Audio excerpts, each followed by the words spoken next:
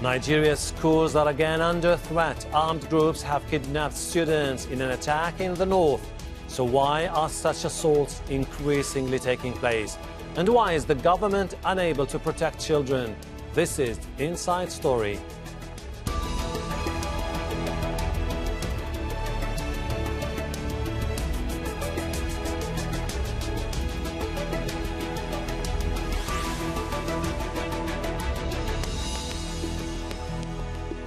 Hello, welcome to the program. I'm Hashem, Ahelbarra. Schools stormed and children held captive. For months now, that's become common in northern Nigeria. Gunmen kidnapped dozens and possibly hundreds of school children in the latest assault on Wednesday. One student was killed in the attack on the state-run school in the town of Kagara. The government has released the name of some who were abducted, including those of 27 students. A rescue operation is ongoing. Many of the previous attacks have been blamed on bandits who ask for ransom. But the armed groups are not the only security challenge facing Nigerian forces. They've been overstretched fighting Boko Haram that carries out similar attacks in the northeast. Ahmed Idris reports from Nigeria's capital, Abuja. At the hospital in Kagara, doctors and nurses treat wounded students and teachers. And at the Kagara Science College, concerned parents gather for news. Elsewhere in town, security stepped up, just as the state government ordered the closure of schools in those areas prone to attacks. Schools are increasingly targeted as they offer an opportunity to take many students hostage. In Nigeria, there's totally absence of local government administration, which has become very difficult for the locals to have anyone to run to. Another thing here is that there is also a porous border surrounding most parts of that area. If you look at what is happening internationally, like in places like Chad, in Cameroon, especially in southern Cameroon, these countries have not been able to hold the security military onslaught for too long. This is the second major school kidnapping in as many months. In December last year, gunmen stormed a school and abducted hundreds of students in President Buhari's home state of Katsina. But 6 years before that, in 2014, in a case that made headlines around the world, more than 270 girls were snatched from a school in Chibok. At least 100 are still unaccounted for. The armed group Boko Haram claimed responsibility. And 4 years after that, in neighboring Yobe state, the group took more than 100 students from a school in Dapchi. Kidnapping for ransom is now big business in Nigeria. From the north down to the country's south, hundreds of Nigerians are kidnapped every week for ransom. And despite military offensives against what officials here call bandits, the problem continues to grow. On Monday, 18 passengers were seized while traveling in a bus near Yakila, not far from where the latest kidnapping took place. 8 have since managed to secure their freedom. Although there are no official statistics, it's estimated $20 million was paid in ransom money in 2020 to kidnappers.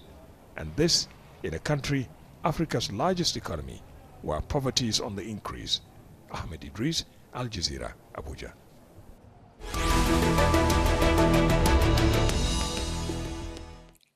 Let's bring in our guest in Lagos, Mike Ejiofor. He is a former director of Nigeria's State Security Service and a security analyst. In Accra, Chukwuemeka is executive director of the West Africa Network for Peacebuilding. Welcome to the program. Mike, the government is being blamed for not doing enough to stop what has become a pattern in Nigeria, which is basically armed groups, bandits, taking advantage of isolated villages, poorly guarded schools, most of the time without fences. They launch their attacks on motorbikes and they kidnap children. Security forces, where are they? Well, the people have a right to blame government because the primary purpose of government is welfare and security of the people. So if a government fails to provide the necessary environment for development, it becomes a problem. We have myriads of security challenges, which I think the government will be addressing in a short while, just like people have been calling for rejig of the security architecture, you can see the bold step taken by government by removing all the service chiefs and bringing new service chiefs who come in with fresh ideas, new tactics, new approaches. All right. Now, Chukwuemeka, you've heard Mike talking about the need to change the way security forces operate in Nigeria. But before that, there seems to be something missing here, which is basically you have the army, you have the police. There's no intelligence gathering, it seems, because some people say that they've heard about plans to kidnap school children at that particular area before. No decision was taken by the government. What do we need to do first here to try to stop this from happening once again in Nigeria? I think I agree with Mike with regards to the need to rejig the security architecture. But I think that a fundamental thing that needs to happen is that we need to decentralize as much as possible the security architecture. I think that for a very long time, the Nigeria security architecture tends to ignore local capacity and local intelligence. And through a community early warning surveillance and reporting mechanism, I am thinking that we will improve on the information management process. And that way, the police or the security agents will be ahead of the crime. What I see more is that the crime is always ahead of the security agents. And that, in my opinion, is because we have tend to neglect and relegate the local intelligence mechanisms and network to the background, and always wanted a situation where the police or the army, who are not actually from those localities, are posted to those places, and without any kind of nexus between what they do and what the local intelligence can do. And that has affected the chain of communication and the chain of information, making it very difficult for the local intelligence to play a role within the security architecture. Mike, as a former director of Nigeria's State Security Service, and for our viewers, for them to understand what is happening in Nigeria, it's difficult for many people to think about what you've been saying, basically, about the need for more resources to restructure the security forces. We're not talking about a sub-Saharan country that is grappling with financial resources. We're talking about Nigeria, one of the wealthiest nations in the African continent. Still, it is facing massive, massive problems when it comes to security. Yeah, well, Nigeria is facing a lot of security challenges. If you recall that these bandits, some of them are foreigners. Although the foreigners cannot operate in isolation from the locals. That is why it becomes very critical that, like the last speaker said, we need to decentralize our security architecture in terms of, creation of state police, which is now closer to the people. The people must own the responsibility, own their own security, because they are the people who know the environment. A situation where you see people from different background, cultural, religious background, operating in an area they are not familiar with. There's no way you think they can work very well, especially with the state governors who believe that they are not in charge of security, they are just by nomenclature chief security officers, who are not effective. But you see again, these state governors also assist the various security agencies in terms of logistics and provision of some other amenities. But when you own your property, you own your structure as a security chief security officer of the state, I think we'll have a better appreciation. Chukwuemeka, I've heard both of you talking about the need to change the security architecture. Where do we need to start when we are dealing with a police force that is widely seen as inefficient, corrupt, using brutal tactics against its own people? Where do you think we should start here? I think legislation would be one because, like Mike said, the police structure is so centralized. From the command and control mechanism is from Abuja and then down to the states and then the local government. So not just that the local governments or the states do not have its own police, but even the command and control is not within the parameters of powers of the state governor.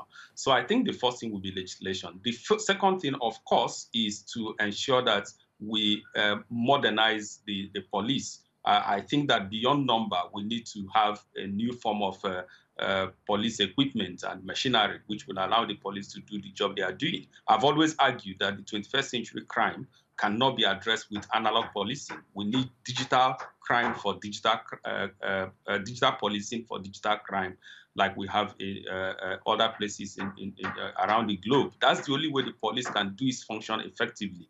Police is a product. The Nigerian police have been touted to have performed incredibly well all over the world. And that's because they have the tools with which they need to work. In Nigeria, they don't have the kind of modern tools. They don't have the kind of motivation. They also don't have the connection with the communities they serve to be able to do the kind of work they are doing. And again, what you said about accountability becomes very key. So the people need to also feel that the police works for them. That way they can hold them accountable. Mike, the President Muhammadu Buhari has sacked 4 of the country's top military generals, but nothing has changed ever since. I mean, we haven't seen major improvement on the ground. Well, I wouldn't agree or say that nothing has changed. It's still early in the day for us to make a correct assessment of the new service chiefs. But if you recall that Nigeria Civil Society Organization, Nigeria Governors Forum, the National Assembly, all have been calling for the removal of the service chiefs.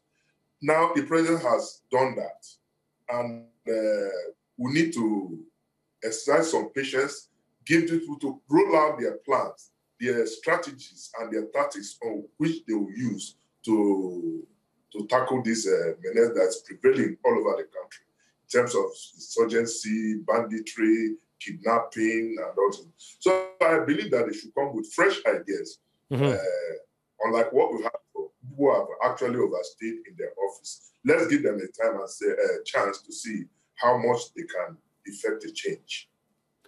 Well, Chukwuemeka, in different parts of the world, bandits usually target people with power or money for ransom. Why are they in Nigeria targeting poor school children? Is there any political message here? Well, I think that my understanding is that the Nigerian government is doing very well with regards to blocking the loopholes for illicit financing of terrorism. And therefore, the insurgents are beginning to lack funding. And the only way they can resuscitate themselves and also continue to sustain its activity is that it goes for soft targets. And the schools happen to be the soft targets. And once they are able to kidnap large quantity of students and kids, for that matter, then it means that they will call the attention of the state and those who are ready to pay the ransom. And then they will be able to use that now to sustain themselves. So little wonder why they go into those poor, as it were, rural communities to have mass abductions. And also looking for access. Okay. Mike, if you look at the map of your country, Nigeria, you get a sense that almost huge areas are near ungovernable. You have the armed groups in Northeast, you have the bandits now gaining momentum in the northwestern part of the country. You have a divide between the north and the south. You have huge clashes between the nomadic tribesmen and with the farmers. And everywhere you get a sense that the country is slipping towards chaos and insecurity. What should be done immediately to try to stop this from degenerating into chaos? Well, I think the primary responsibility of government is maintenance of law and order and security and welfare of the people as enshrined in our constitution. So I believe that government cannot just fold its hands. But you see, we have some challenges. At times I begin to pity and sympathize with our security agencies because of the utterances of some political elites who make provocative statements, divisive statements that tend to divide the country.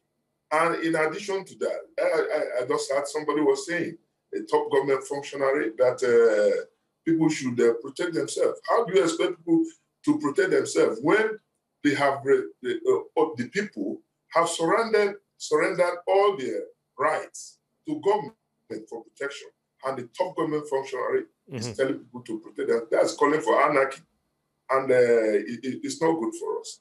I think people should disregard such provocative and divisive statements from our political elites, who are even putting the security agencies under pressure because of their utterances. All right. Chukwuemeka, if you look at the story from different angles, you have people saying basically that security forces are also to be held accountable, because when they go after areas where the bandits are operating or the armed groups like Boko Haram, they set fire on villages, they arrest a huge number of people, they put them on interrogation camps for months and months, and this creates an anti-establishment sentiment that is starting to increase across the country. Yes, I have no doubt in my mind that impunity begets impunity, and therefore when those who have committed infractions are not held accountable and they are not prosecuted to the logical conclusion, then it increases the potency and then the confidence of those who have not committed the crime to commit the crime. So I think it's beyond just the security agents. I think it is the entire judicial system that needs total overhauling. And if need be, the legislative angle needs to also be looked at to see what is it that is the clog in the wheel of the prosecution of offenders, especially the insurgents. And I think once that is done, then people will begin to take the country seriously. Mike, I was listening to you talking about the need to give the security forces a chance to get their act together and move forward. But you know, in a country like Nigeria, which has a long history of military coups, a civil war, corruption, embezzlement of public funds, the general trust of the political elite is non-existent. It is going to take some time for people to trust that their government is genuine about the need to put an end to what we're seeing on the ground, which is the insecurity which is prevailing in different parts of the country. Well, this is a part of growth and development. Yes, like you said, we have military interventions, and our politicians also tend to behave like they are military men. But thank God, we have had almost 21 years of uninterrupted democracy. That shows that we are developing, but we need to build and consolidate on the successes achieved so far. Like I said, a situation where some people will be advocating for amnesty for bandits who have not told you exactly what they want or their intention, their objectives. It's a very serious matter that should not even be condoned, or is unthinkable that you begin to talk of giving amnesty to bandits who are busy killing people. Don't also forget, like you said in your earlier question, the way the bandits are going. You know, there's a thin line between Boko Haram insurgents and these bandits who are also talk about Western education, that it forbids Western education. So on the other hand, they want to attack schools to make sure people don't go to school. And the illiteracy, if it continues to prevail in the society, we are not going to make any progress. All right. So they want to make sure that people don't go to school. Chukwuemeka, we're talking about those incidents as being isolated when, in fact, they are interconnected. And if we don't solve the real problems in Nigeria, I don't see how the political establishment will be able to fix those problems. I'll give you an example. In the Niger Delta, people are saying that we have been exploited by the political establishment. Oil companies come take our oil, and we benefit nothing. And this explains why they are turning into to armed groups to take their revenge into their own hands. How can Nigeria move forward if it does not solve its biggest challenge, which is building a robust, transparent democracy? Yes, a lot of people have called for the restructuring of the country, and I think the question you have asked is the basis upon which they are asking for that. A lot of people believe, and rightly so in my opinion, that there is no fairness in the structure of the country and in the distribution of the collective resources of the country. And therefore, if we need to move forward, then it is important to review the constitutional arrangements of the country and then begin to address some of the systemic issues that militate against the progress of the security agents to be able to make progress with regards to their responses to some of these conflicts. Most of these issues that you're seeing are very symptomatic, and therefore the structural causes that give credence to the kind of things that we are seeing has not been resolved. And those are the kind of things that gives rise to youth bulge, to unemployment, to issues around poverty, to people feeling marginalized, and people feeling that there is lack of participation in how they manage their own affairs. All these give birth to the agitation that you see in different forms, including, of course, the issue of insurgency. Okay. Mike, do you have any concerns that if those issues that we've been talking about were not addressed, Nigeria could disintegrate in the future? I am a firm believer of one united, indivisible Nigeria. But again, we should conduct ourselves by being patriotic and doing certain things that will not divide us. Some statements by the political elites, I continue to emphasize this. The political elites are the people causing the problem in this country. 80% of the security challenges we have in this country are politically generated. So it boils down that the politicians must caution themselves and conduct themselves. For instance, I believe that politics is about service to the people. But when you conduct an election that's a do or die affair, you must get to an office. Are you there going to serve people, killing people? And it becomes a problem. All right. So we need to address some of these issues to make sure that we have one united country. Let me go to Chukwuemeka. Chukwuemeka, now you have the bandits and you have the armed groups like Boko Haram. And as Mike was saying before, their paths can easily cross one day. They might have the ultimate goal here in Nigeria. Do you have any concerns that these two could team up, despite the fact that they have different agendas? They could team up because they might see the government as their ultimate enemy.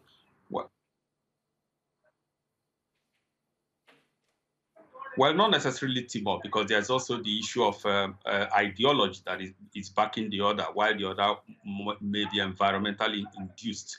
But I think that what is also important is that Nigerian government also need to begin to have frank conversation with its development partners, and also at the bilateral level begin to engage other countries outside the country, especially the sources of arms and ammunition that flow into the country, and also the illicit fund that continue to instigate the insurgents and the bandits to do the kind of things they are doing. So such frank conversation with the West especially is very important, so that we have a holistic approach to the problem. Mike, Ejiofor, Chukwuemeka, I really appreciate your insight. Thank you very much indeed. And thank you too for watching. You can see the program again anytime by visiting our website, aljazeera.com. For further discussion, go to our Facebook page. That's facebook.com/AJ Inside Story. You can also join the conversation on Twitter. Our handle is @AJ Inside Story. From me, Hashem Ahelbarra, and the entire team here in Doha. Bye for now.